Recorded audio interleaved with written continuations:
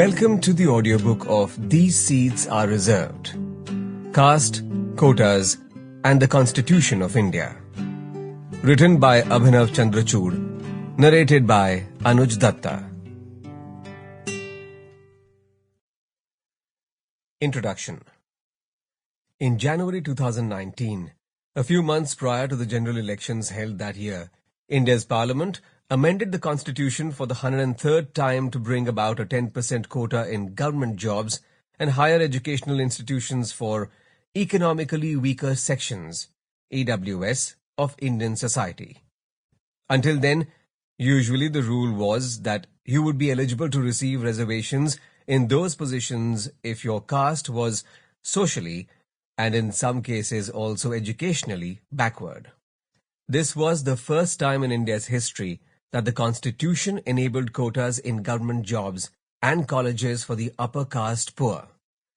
Decades ago, in a case decided in 1985, Justice Chinnappa Reddy of the Supreme Court had once opined that giving reserved seats to poor Brahmins was too grotesque even to be considered.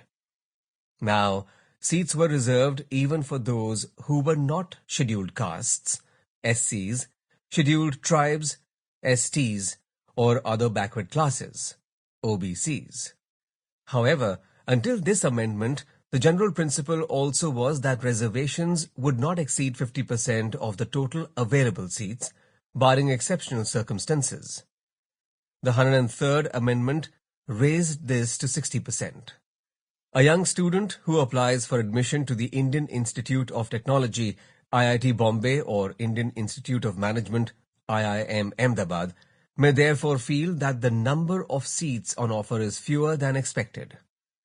Seats there are reserved: 27% for non-creamy layer, other backward classes, 15% for scheduled castes, 7.5% for scheduled tribes, and 10% for EWS candidates.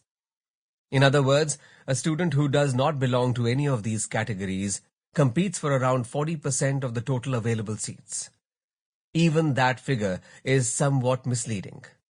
The 40% general seats can be taken up by anyone, even those who are eligible for reservations but get in on their own merit. Students called meritorious reserved candidates, or MRCs.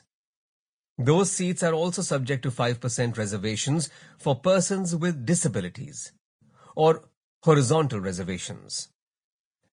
All this may seem to be quite puzzling for the student who is not eligible for any reserved seats. She might ask, why should doctors and engineers not be picked purely on the basis of merit? I have worked so hard my whole life. Why are there so few seats available for me? Why am I being penalized for the wrongs that my ancestors might have committed? I have never discriminated against anyone on the basis of caste. Why am I worse off because of mine? Why are seats being given to politically powerful communities under the garb of other backward class reservations? Is this not vote bank politics of the worst kind? On the other hand, a reserved category student might have some questions of her own for the general candidate. How do you define merit? Do you really feel that your privileged environment, your family's ability to pay for coaching classes, their social capital or network of connections, your cultural capital, being brought up by English-educated parents in an environment conducive to learning, had nothing to do with your success in the entrance exam?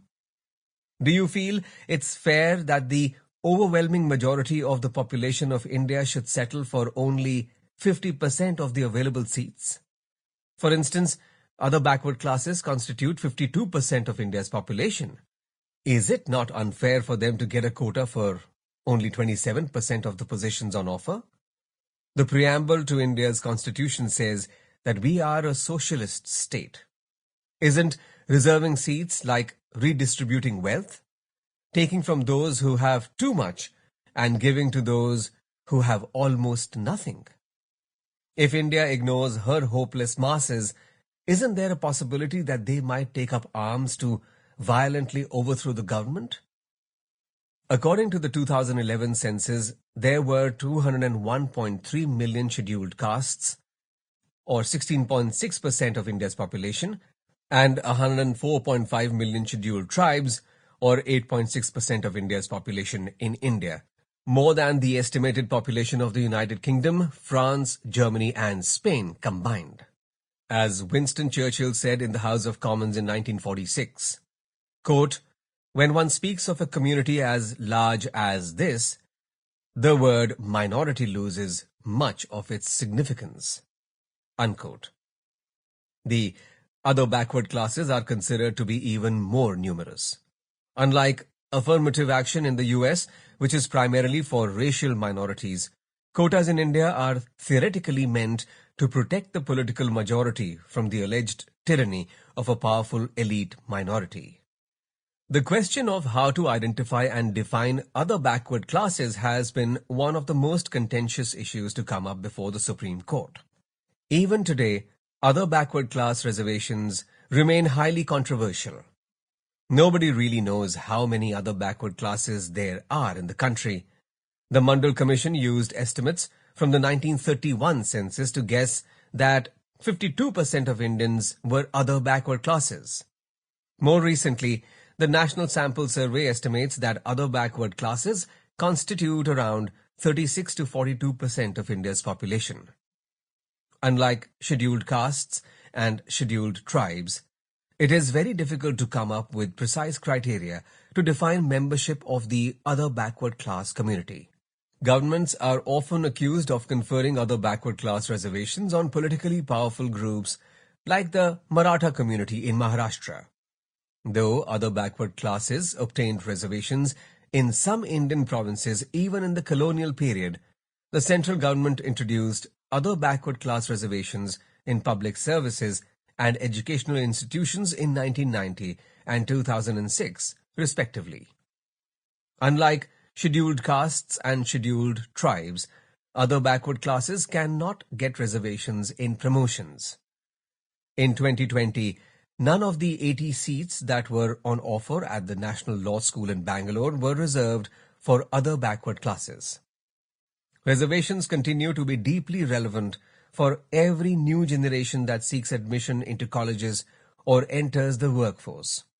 In 2020 alone, the Uttarakhand government scrapped reservations in promotions, while the Karnataka High Court struck down the government's decision to introduce 25% reservations for local students, in addition to the pre-existing reservations for scheduled castes and scheduled tribes at the National Law School in Bangalore. Scheduled castes are communities that were traditionally considered to be untouchable in India. Though formally repudiated by the Constitution, untouchability constitutes to be practiced in insidious forms. In urban India, the empirical evidence suggests that companies discriminate between potential employees on the basis of caste and religion. In response to newspaper advertisements, job applicants who had Hindu upper caste names were more likely to get called for interviews than those with backward caste or Muslim names. Employers are not merely interested in the merit of interviewees, they often ask about the family background of job applicants in employment interviews. A study found that landlords in Delhi were more willing to give their homes on rent to tenants with upper caste Hindu names rather than those who had Dalit or Muslim names. Scheduled tribes generally are much worse off than scheduled castes. They are not as literate and have lesser access to doctors. They have never had a leader of the stature of Ambedkar, nor has any scheduled tribe person held the position of Vice President or Chief Justice of India or a major cabinet portfolio. Yet, one of the best books written on the law and history of caste-based reservations in India is now decades old. By examining the history and evolution of some of the equality provisions of India's constitution, this book seeks to shed light on the emotionally charged, decades-old debate concerning caste-based reservations in India. Its objective is to introduce the reader to the law and history of quotas in the country. The book traces how groups eligible for reservations were identified and Sample complete. Ready to continue?